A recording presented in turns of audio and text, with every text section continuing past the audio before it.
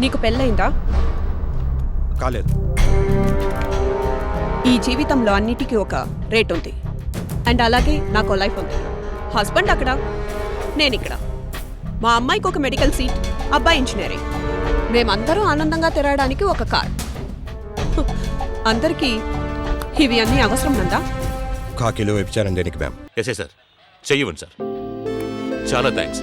కానీ ఎందుకనేది నాకు మీకు మాత్రమే తెలుసు. ఉపకారం చేస్తే మర్చిపోతాను. థ్యాంక్స్ అవి ఎక్స్పెక్ట్ చేయండి సార్. ఇచ్చినోడు ఎక్స్పెక్ట్ చేయకూడదు, పొందినోడు ఎక్స్పెక్ట్ చేయించకూడదు. రండి, సొంత ఖర్చుతో పెట్రోల్ పోయించుకొని పెద్దన కనిపించొద్దాం. సార్, సంతోషించాల్సిన టైంలో ఎందుకిట్ట శనిదేవుని ఎత్తుకుంటా పోయేదే? చాలా మాట్లాడాలి కదా సుందర్.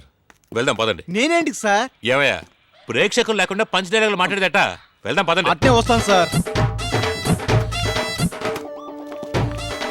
ఎస్ఐ నందా గారు ఉన్నారా? లోపటే ఉన్నారు బొమ్మా.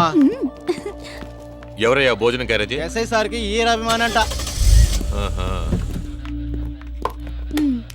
ఏంటి ఇలా వచ్చావు? నిన్ను చూసెళ్దామనే.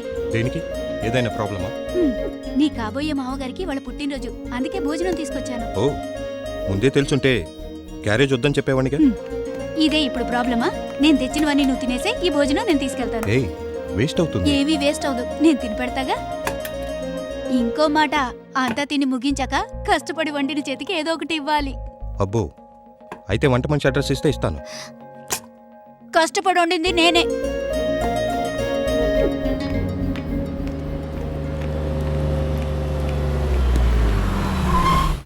ఏంటందా ఇంటి భోజనం వెతుక్కుంటే వచ్చేసింది?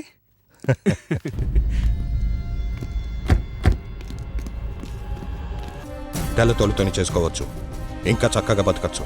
Nanda, mind your words. నాతో మాట్లాడే పద్ధతి ఇదేనా? కాదు మేడం, కానీ ఒకటి గుర్తుంచుకోండి. సంసారం ముసుగులో వ్యభిచారం చేయటం, ఒంటి మీద కాకి డ్రెస్తో లంచం తీసుకోవటం, రెండూ ఒకటి. ఛే, ఏంటి మళ్ళీ ఏమైంది? రోజు జరిగే అన్యాయానికి వచ్చే కోపాన్ని ఆడే ఆట మీద చూపించుకో. ఏం డిపార్ట్మెంట్ కన్నా ఇది? నిజాయితీ అనే మాటకి తావే లేదా? ఉండేది. ఒకప్పుడు పొగరుండే ఆఫీసర్లు నిజాయితీగా ఉండేవారు, కానీ ఇప్పుడు ఆ పదమే చరిత్రకెక్కింది. మన ఇన్స్పెక్టర్ ఉన్నాడే నంబర్ 1 ఫ్రాడ్, కానీ ప్రజల మధ్యలో మాత్రం వాడే పెద్ద హీరో. ఇక పెద్దన్న అయోగ్యుడు, కానీ వాడొక ఎంపీ. మన డిఎస్పీ గురించి వినడానికి చెప్పడానికి అసహ్యంగా ఉంది.